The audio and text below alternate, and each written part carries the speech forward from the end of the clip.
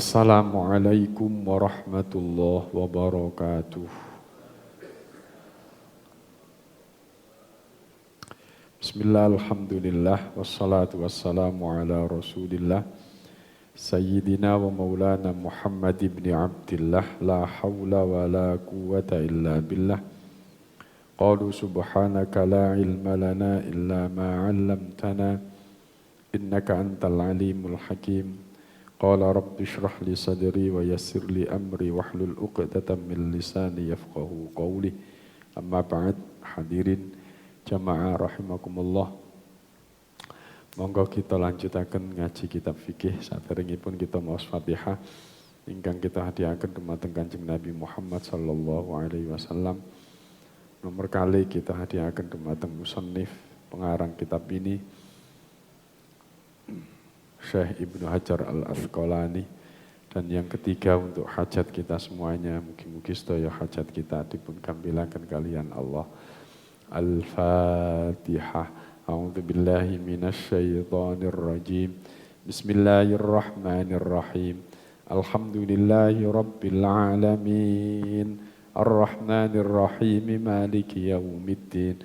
Iyyaka na'budu wa iyyaka nasta'in. Ihdinas siratal mustaqim. Siratal ladzina an'amta 'alaihim ghairil maghdubi 'alaihim waladdallin. Amin. Bismillahirrahmanirrahim.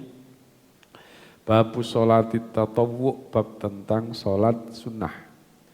Kemarin sebelum Ramadan sudah kita bahas bahwa Nabi Muhammad menanyakan kepada para sahabat tentang kalian minta apa kepadaku, kata Nabi Muhammad.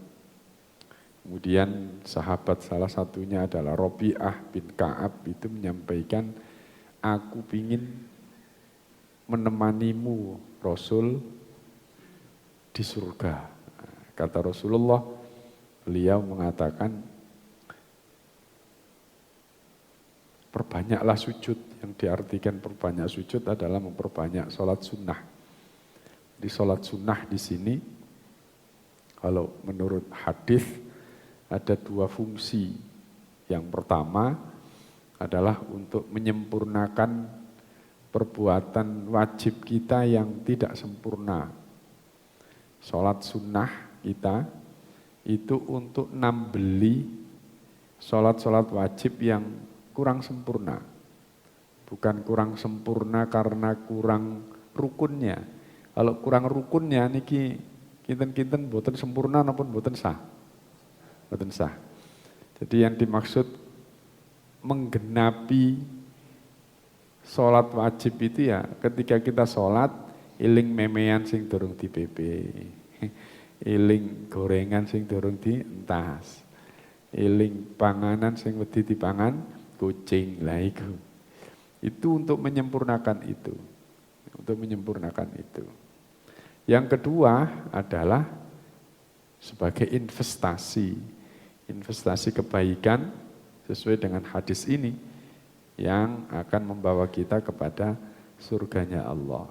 Nah, dalam hal sholat, kemarin kita sudah membahas tentang ada 10 rakaat.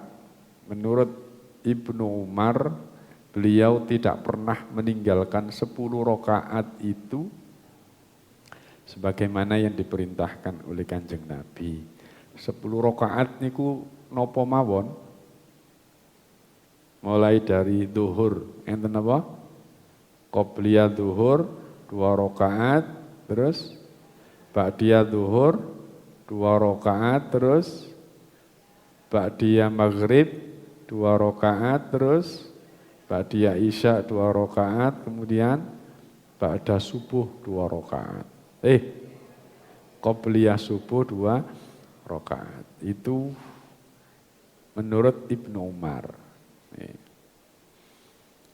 Kita lanjutkan. Wa an Aisyata anna Nabiyya sallallahu alaihi wasallam kana la yad'u arba'an qabla adh-dhuhri wa rak'ataini qabla al-ghada, rawahul Bukhari. Hadis berikutnya, Nabi itu tidak pernah ninggal. Qabla zuhur itu 4 rakaat. Ya. Ini pengakuan dari Aisyah 4 rakaat.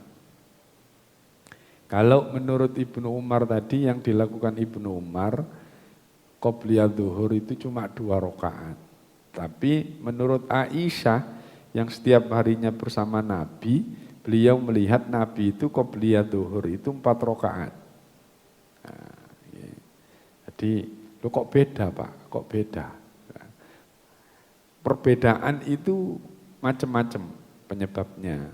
Salah satunya adalah bisa jadi Nabi Muhammad itu ketika dilihat oleh Ibnu Umar, Nabi itu melakukan sholat sunnah itu 2 rakaat. Atau Ibnu Umar itu hanya melihatnya 2 rakaat, padahal berikutnya ada 2 rakaat lagi. Tapi yang dilihat Umar adalah 2 rakaat yang terakhir. Bisa jadi begitu. Ya.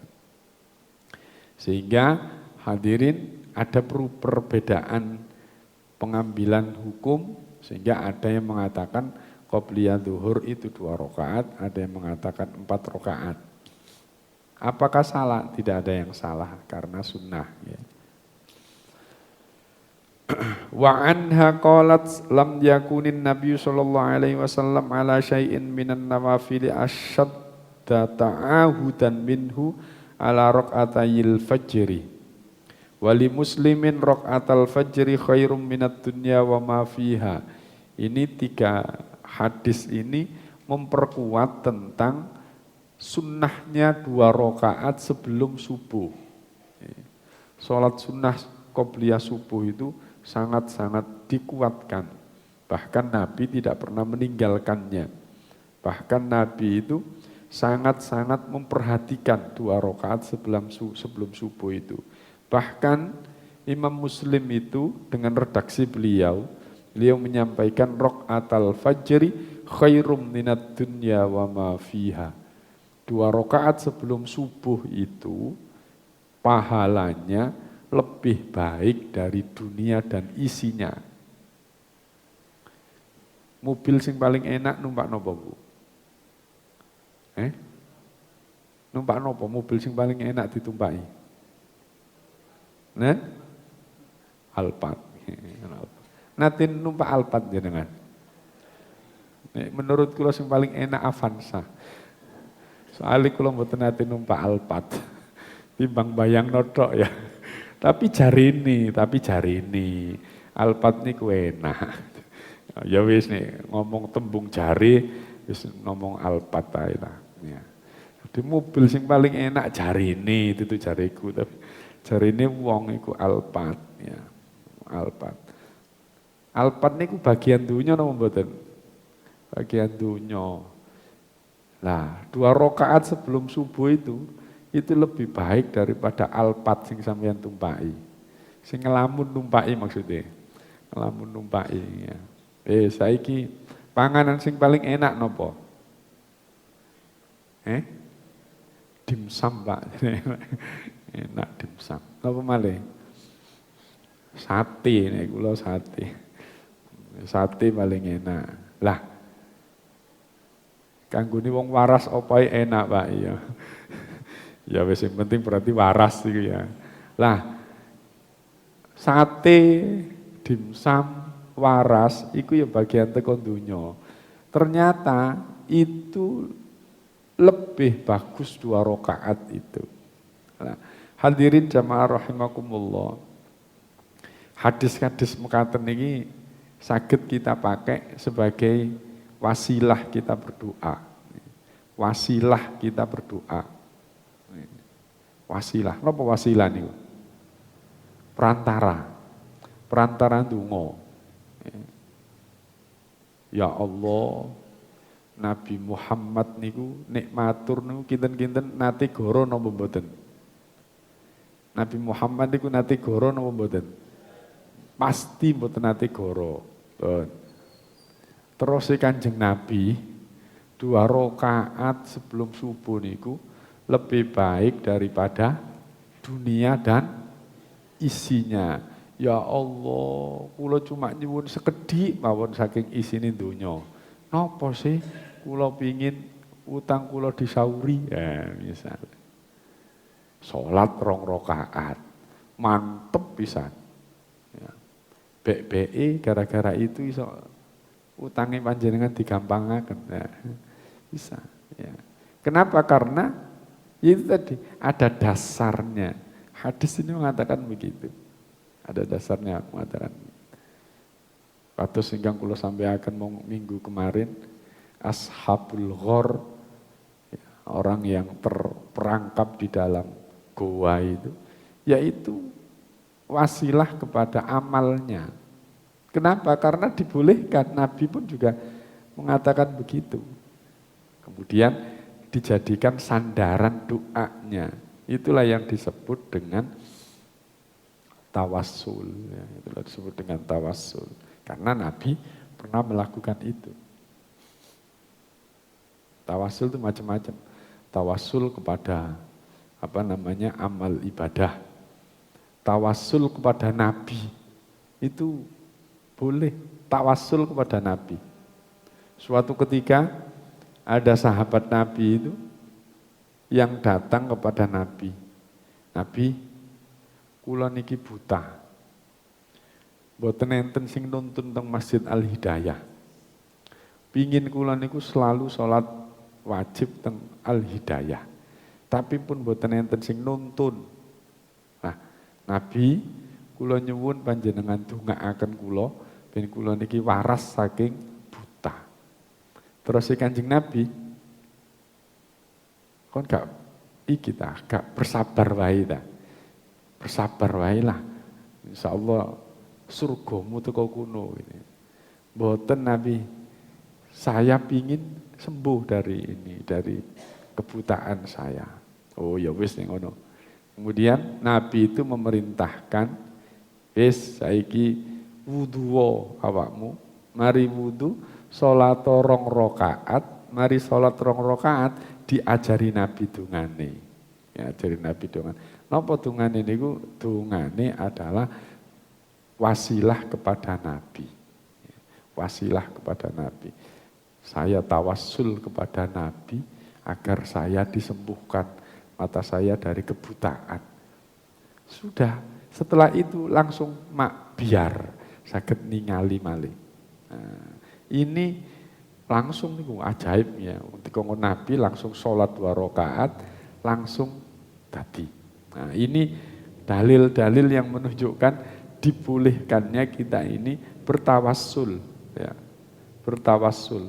Tawassul macam-macam kepada Nabi, bertawassul kepada amal kebaikan kita sebagaimana yang saya ceritakan tadi. Yang kedua, dibolehkannya orang itu sebelum melakukan hajatnya itu menunaikan sholat 2 rakaat sholat hajat. Panjenengan nek badhe napa-napa ngoten niku saderenge sholat hajat riyen. Nabi saderengipun bepergian sholat napa? Sholat sunnah safar. Sholat sunnah safar. Ya. Jadi maksudnya sholat sunnah safar itu sholat hajat untuk ditujukan untuk bepergiannya, agar bepergiannya dilancarkan. Itu dalil-dalil yang menyebutkan tentang tawassul, ya, tentang sholat sunnah hajat. Gitu ya. Wa'an ummi Habibah ummul mu'minina, diceritakan dari Ummu Habibah. Ummi Habibah itu istrinya Nabi Muhammad. Qalat sami'tun Nabi sallallahu alaihi wasallam yaqul man shalla itsnatai asyrata raq'atan fi yaumin wa lailatin bunya lahu bihinna baitan fil jannah. Rawahu Muslim fi riwayatin tatawu'an.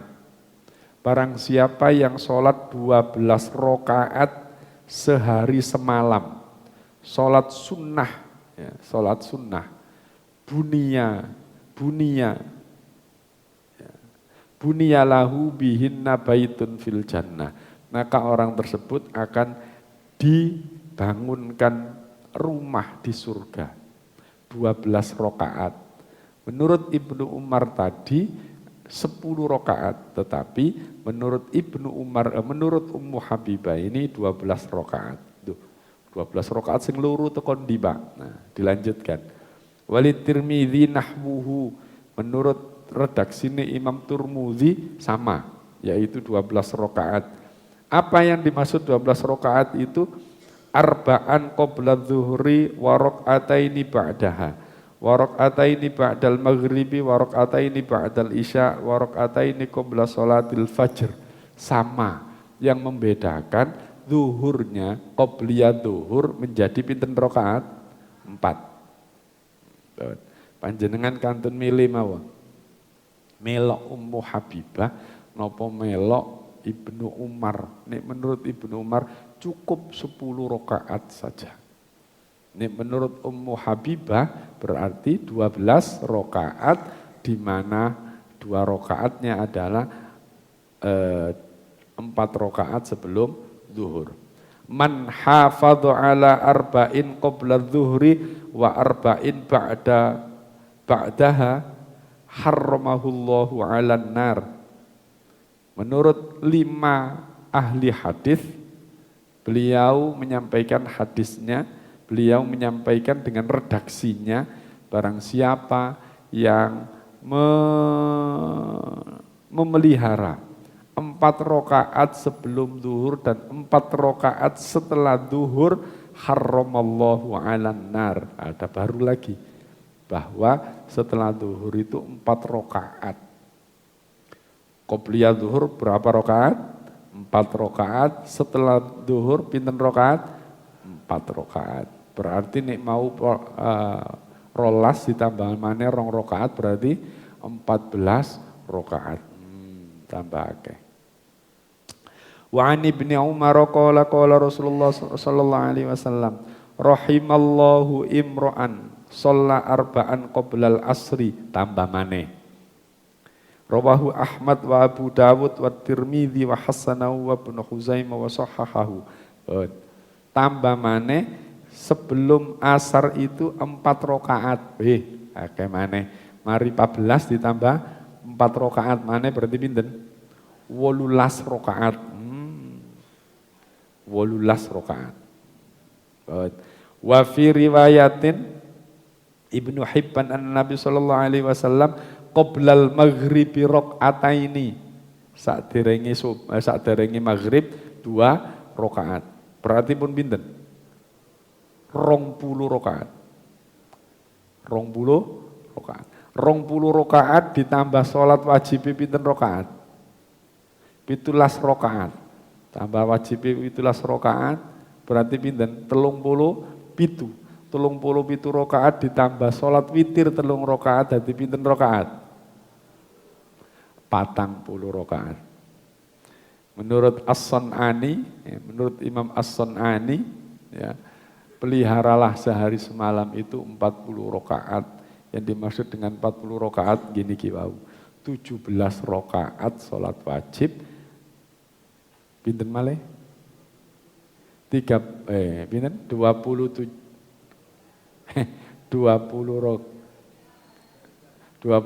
salat sunnah. Itu 40 rakaat. Imam As-Sun'ani. Wakai berarti. Wali Muslimin an Anasin radhiyallahu an. Kunna nusalli rak'ataini ba'da ghurubi syams fakana yarana falam ya'murna walam yanhana.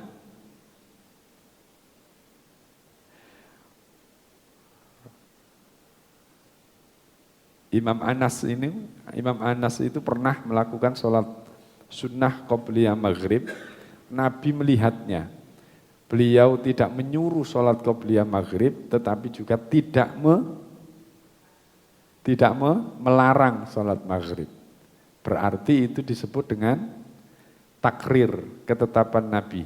Nah, hadirin jamaah rahimakumullah, sekarang ini ada pembajakan sunnah. Pembajakan sunnah. Apa pembajakan sunnah itu? Nek gak dilakoni Nabi, itu berarti bukan sunnah. Ini hati-hati. Gak dilakoni Nabi itu berarti perlakuan bid'ah. ini ada pembajakan sunnah. Sunnah itu meliputi 3 hal. Ada sunnah qauliyah, ada sunnah fi'liyah, dan ada sunnah takririyah. Ya. Yang pertama sunnah fi'liyah itu apa yang dilakukan Nabi lakukan. Tapi Nabi itu juga kadang-kadang menyampaikan, menyuruh. Ya, menyuruh. Terus yang ketiga adalah Nabi itu tidak melarang, juga tidak menyuruh. Itu juga sunnah. Itu juga sunnah. Nah saiki dipotong 2 hal itu. Yang dimaksud dengan sunnah Nabi itu adalah yang dilakukan Nabi. Yang dilakukan Nabi. Nah yang disampaikan Nabi itu tidak pernah disebut oleh beberapa orang itu. Hanya yang dilakukan Nabi itulah sunnah Nabi. Padahal sunnah itu meliputi 3 itu. Meliputi 3 itu. Kayak qobliyah maghrib, nate nglampahi qobliyah maghrib panjenengan? Nah, boleh napa mboten qobliyah maghrib? Boleh. Kenapa? Nabi tidak melarang Anas dan Nabi juga tidak memerintahkan. Jadi boleh saja. Wa an Aisyah qalat kana Nabi sallallahu alaihi wasallam yukhaffifur raq'atayil lataini qabla salati subuh hatta inni aqulu aqra bi ummil kitab muttafaqun alaih. Nabi itu salat sunnah 2 rakaat sebelum subuh itu dengan salat sunnah yang ringan. Apa salat sunnah yang ringan itu? Qobliyah subuh itu dengan ayat-ayat yang sangat-sangat pendek. Bahkan Aisyah itu sanksi. Nabi ki maca Fatihah apa gak ya gitu. Saking cepete salat sunnah qobliyah subuh. Karena takut subuh ini kawanan. Nah. Wa an Abi Hurairah radhiyallahu anna Nabi sallallahu alaihi wasallam qara'a fi raq'atayil fajri qul ya ayyuhal kafirun wa qul huwallahu ahad. Nah, Nabi kalau sholat sunnah qobliyah subuh itu dengan 2 ayat, yaitu dengan 2 surat, yaitu qul ya ayyuhal kafirun dan qul huwallahu ahad. Ini sholat yang menggunakan 2 ayat ini, 2 surat ini, itu disebut dengan sholat yang khafifataini, sholat yang ringan. Ya, sholat yang ringan. Padahal kalau kita di sini, qul ya ayyuhal kafirun dan qul huwallahu ahad itu tidak hanya qobliyah subuh. Bendina ya dibaca. Berarti daniyo sholatnya wong siwalan kerta. Kocik napa? Kocik ringan nih, kocik entenge ngene, kocik ringan, kocik entenge, kocik pendek ngene. Kocik pendek. Berarti Nabi nek salat-salat iki ya rada panjang. Cuma nek teng mriki panjang-panjang buyar jare Pak. Lebih enak di buyar apa jamaah sik tetep istiqomah. Ya, enak istiqomah. Ya kadang-kadang kira-kira nek sing imami sinten Mas Ibrahim tuwa surate panjang ya diterima wong cuma kadang-kadang ae. Sing paling sering kan ya napa? Alam nasrah karo alam ta'arrah. Langganan soalnya sing ngapal iku ya. Ono sing ngapal kul ya ayyuhal kafirun karo kul wallah. Tapi ojo adek dipaidu sing surat itu dawa. Wong cuma kadang-kadang. Nabi itu kadang-kadangnya itu kul ya ayyuhal kafirun kul huwallah. Nek ana kene dibalik kan ngoten nah. Malah ndek panjenengan gak usah ngersulo. Pun. Jadi hadirin jamaah rahimakumullah, dapat disimpulkan salat sunnah nggih. Salat sunnah. Lho Pak, nek macam-macam ngono mau Pak, ana sing 10, ana sing 12, ana sing 14, ana sing 16, ana sing 18. Ini bagaimana? Menurut ilmu fikih akhirnya salat sunnah yang macam-macam tadi itu digolongkan menjadi 2, yaitu sunnah yang pertama muakkadah, yang kedua sunnah ghairu muakkadah. Maksudnya sunnah muakkadah itu adalah sholat sunnah yang tidak pernah ditinggalkan Nabi. Sholat sunnah ghairu muakkadah itu terkadang ditinggalkan Nabi. Sholat sunnah muakkadah itu bagi Nabi hukumnya wajib bagi beliau. Karena tidak pernah meninggalkan itu. Menurut beliau sendiri tapi menurut orang-orang lain itu sunnah biasa. Maksudnya boleh ditinggalkan Mas ya. Lah yang disepakati oleh ahli fikih maka 10 rakaat itulah yang disunnah muakkadkan, sunnah muakkadah itu, yang tidak pernah ditinggalkan Nabi. Tapi ada yang mengatakan tidak 10 tapi 12, yaitu qobliyah zuhur itu 4 rakaat. Selanjutnya yang lainnya itu adalah sunnah ghairu muakkadah, tidak dikuatkan. Soalnya apa? Nabi kadang meninggalkannya, Nabi tidak melakukannya. Wis sakniki kesimpulannya panjenengan wis minimal wae lah, minimal kita orang Siwalan Kerto kok ya. Wong Siwalan Kerto wong maca yai kuliah ayyuhal kafirun ya. Ya wis minimal 10 itu ae lah. Napa mawon 10 wau? Qobliyah zuhur pinten? 2, ba'diyah zuhur 2, ba'diyah maghrib 2, ba'diyah isya 2, qobliyah subuh 2. Nek rodok anteng didik salate aku kepingin ngakei didik tambahi tuh qobliyah zuhur 4 rakaat. Aku sik kurang Pak salatku Pak. Ya wis ba'diyah zuhur dadi 4. Nek panjenengan sik kurang maneh qobliyah asar pinten 4 rakaat. Nek sik kepengin akeh maneh sebelum maghrib 2 rakaat. Itu pilihan-pilihan panjenengan untuk melakukan kebaikan. Hadirin jamaah rahimakumullah. Itulah indahnya Islam, ya. Karena kita ini kadang imannya penuh, kadang imannya kurang. Ya. Ketika penuh, ayo dimanfaatkan penuhnya iman itu dengan semangat ibadah. Kalau enggak penuh, ayo nambahi tambahan iman itu biar penuh. Pun niku salat sunnah. Besok insya Allah tentang salat sunnah malam.